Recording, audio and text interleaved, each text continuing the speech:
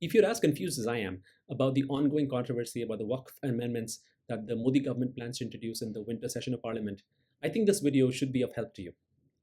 The first thing I heard, the first objection I heard to the existing Waqf framework is that the Waqf boards of India cannot be controlled, or the Supreme Court cannot pass any opinion on the functioning of the Waqf boards.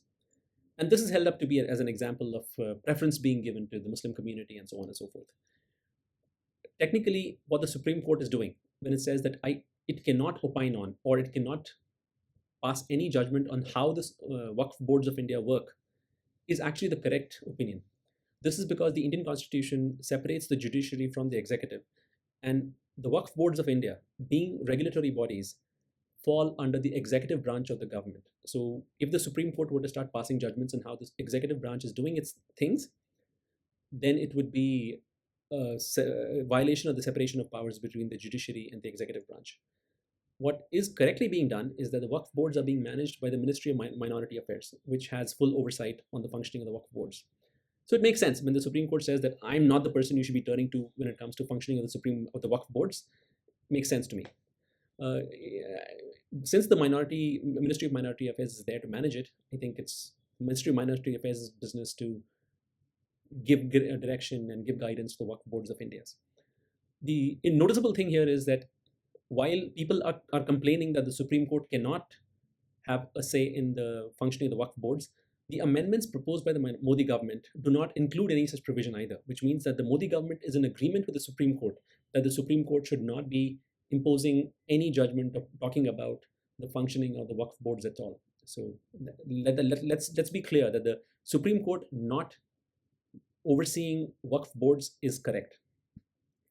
Then the second thing that people talk about is that the Waqf boards of India are the third biggest landowner of the country. Now, the structure of the Waqf board is something like this, that there is a central Waqf board which sets the guidelines and gives the framework within which state-level Waqf boards operate. And all the land that is given by Muslims of each state go to the Waqf board of that state. The central Waqf board can maybe ask for certain lands to be used in certain ways, but the central Waqf board does not control all of it, which is sort of like saying that McDonald's sets the framework within which franchisees operate, but the franchisee has to make the final call on how things happen in their franchisee outlet. It's like that. It's not exactly the same, obviously, because these are legal things and that's a business thing, but that's the structure. So it's not like the central Waqf board owns all that property that people think when they're thinking of when they say Waqf board has 8 lakh acres of land or whatever those things that people come up with. The third interesting thing about the Waqf boards is the origin. The Waqf boards were added in Indian politics, part of the Indian system. Around the time of partition, they became more and more important. Waqf boards have been there from the beginning. Ever since there were Muslims in India, the Muslims who were giving property to the priest, to the mosques, and there were boards which were managing their property. So Waqf has been there for a long time, but it became important as a thing after partition, because around the time of partition, many Indian Muslims chose to move to Pakistan to make a home there after partition, and they left behind a lot of landed property. Similarly, a lot of Pakistani Muslims chose to come to India to make India their home, and they had nowhere to go when they came into India. So what the government of that time did was to hand over all this unclaimed land that the Pakistani Muslims had left behind, gave it to the Waqf board, which used that land to give support and succor to the refugee Muslims from Pakistan who had come to India and who chosen India as their home, which is why it became part of the national fabric that there was a lot of land that the Waqf board was handed over to the Waqf board, and it was being used for charitable purposes to keep Muslims safe when they came to India.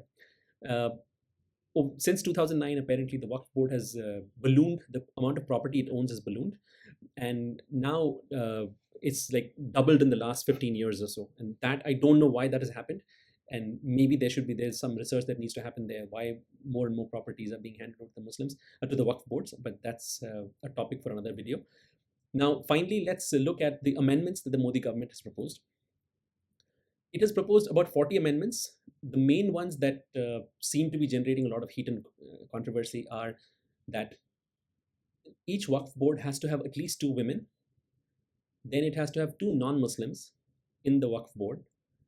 Now, the second one, why non-Muslims need to be involved in the functioning of the Waqf board, is I don't know. I don't know why non-Muslims need to be involved, but it doesn't seem to be the kind of thing that can that should be very controversial. I mean, I don't get it. I don't get why non-Muslims being involved, just two of them, is such a big thing for the people who think about such things.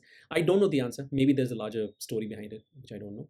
Then the third thing, which could be controversial, is that the new amendment says that if 15% or more of the property being managed by a state Waqf board belongs to a member of a few subsects within Islam, then a separate Waqf board for that subsect has to be created.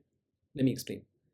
A majority of Islamic adherents in India are Sunni, but there's also a sizable number of Shia Muslims, Bori Muslims, and Aga Khani Muslims, and other types of Muslims. I don't know, and many people don't know, whether the Shia Muslims, Aga Khani Muslims, and Bori Muslims are considered true Muslims or not. But if a Bori Muslim, for instance, gives a lot of land to the Waqf board, and enough Bori Muslims give a lot of land to the Waqf board of that state, that more than 15% of the holdings that the Waqf board controls belong to donations from Bori Muslims, then a separate Bori Muslim Waqf board needs to be created. That's what the amendment says. And again, to me, it sounds completely logical, because of one thing that I do know about, or at least at the surface level I know about the Muslim community, that Sunni Muslims do not consider many sects of Muslims as true Muslims at all. So if a Bori Muslim were to say, my interests or my community's interests might not be fully represented by the Sunni overseers of the Waqf board, and hence I need a Waqf board of my own, it sort of makes sense. And this amendment could support that argument. But once again, I am not Muslim. I don't know much about the inner workings of the Muslim faith. This is what the amendment says, and this is what I'm reporting. So here are the top 3 or 4 things that I learned about the Waqf discussion after doing research for this video. One, the history of the Waqf board, partition. People from Pakistan came to India. People from India went to Pakistan, leaving behind property. So the refugees from Pakistan were housed and land was rented to them by the Waqf boards of India to those refugees. The second thing, why the Supreme Court should not be having an opinion on the functioning of the Waqf board, is supported by the structure of the constitution, and it makes sense. Even the amendments proposed by the Modi government don't include any provision for the Supreme Court to get involved in the functioning of the Waqf board. So clearly the Modi government agrees with the Supreme Court's interpretation on this. The third thing is that the amendments to the Waqf board include seats for women, then non-Muslims, and separate Waqf boards for smaller sects within Islam, which the existing Waqf boards do not agree with. And finally, the size of the Waqf boards and the amount of them being the third largest landowners of the country, that was questioned. And that, again, the structure of the Waqf board says that though we treat them as a monolith, Waqf boards, as if the central Waqf board controls all the land in India, it's not true. There are different states. Each state has its own Waqf board, and all the land in that state, all the Waqf land in that state belongs to the Waqf board of that state and not to the central Waqf board. So it's not the same setup as, say, the Indian Armed Forces or the Indian Railways. So with this, I think this video would have given you enough insight on the Waqf controversy to have some opinions, get started on how to think about this, and hopefully have a more reasoned opinion on the amendments proposed and where you stand on that. If you like the video, please do share it with your friends. Please do subscribe, because we will be delving into such topics again and again and again, because India is an evolving country. There's a lot of churn that keeps happening. So it's always fun to have these discussions and have these deep dives, which give a better clarity on how the system is evolving to people like you and me, people who are not going to be engaged with this on a daily basis, who are not sitting in parliament and listening to debates on the nitty-gritties and intricacies of Indian law. So I think from that perspective, this channel and this video hopefully would have clarified some things for you. And if it did, please do like and subscribe and share it with your friends. And if you do, I'll be super, super grateful. Thank you very much.